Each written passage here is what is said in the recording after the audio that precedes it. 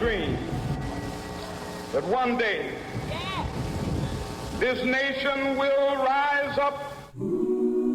The immortal words of Martin Luther King, spoken 60 years ago on this day to almost 250,000 people who marched on Washington for jobs and freedom.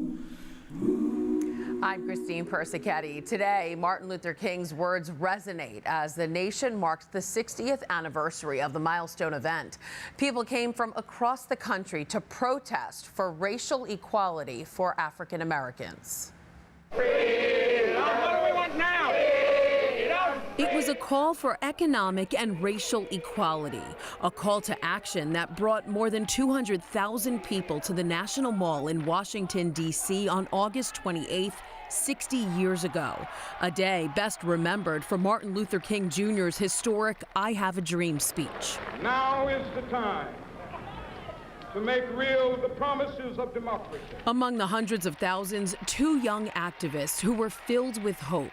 Courtland Cox is now 82, but 60 years ago, he was a 22-year-old working for the civil rights organization SNCC, the Student Nonviolent Coordinating Committee.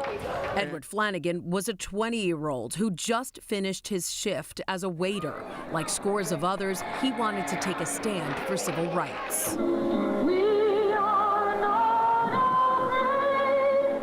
It was, in fact, a march for jobs and freedom. Our thoughts today is that we succeeded in changing this country. As a young organizer, Cox was responsible for arranging safe transportation for people making the trek from the South to Washington, D.C. He says there were many challenges. The challenge from the top was the Kennedy administration was opposed to John Lewis's speech. Cox worked alongside then 23-year-old civil rights activist John Lewis, who was the chairman of SNCC. This picture shows the two men as they rewrote the speech to tone it down to make it less critical of the Kennedy administration's civil rights bill, which they felt didn't go far enough to protect people from police brutality. John Lewis, Jim Foreman, and myself were in the back of the Lincoln Memorial, rechanging John Lewis's speech to make sure that while it was critical, it was not negative. It is true that we support the administration's civil rights bill.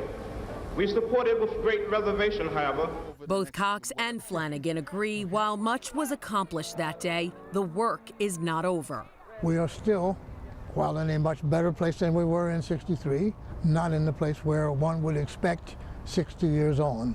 We succeeded in doing a number of things by what we did in the past, but we also know that we have to do much more for the future. Catholics shared in Martin Luther King's vision. The Archbishop of Washington gave the invocation at the event. Read about the march and Archbishop Patrick O'Boyle in the tablet. He played a big role in promoting civil rights. Before the Supreme Court ordered public schools to be desegregated, he had already done so in Catholic schools in the Archdiocese. From news to personal stories, the tablet is the paper for parishioners in the Diocese of Brooklyn. So be sure to pick up the paper at your local church this weekend. You can also support the tablet thanks to their membership program. To learn more about it and find out everything you can get with your donation, just go to thetablet.org/become-a.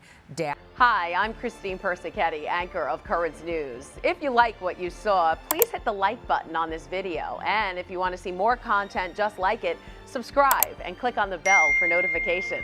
Thanks for watching, because we are putting your faith in the news.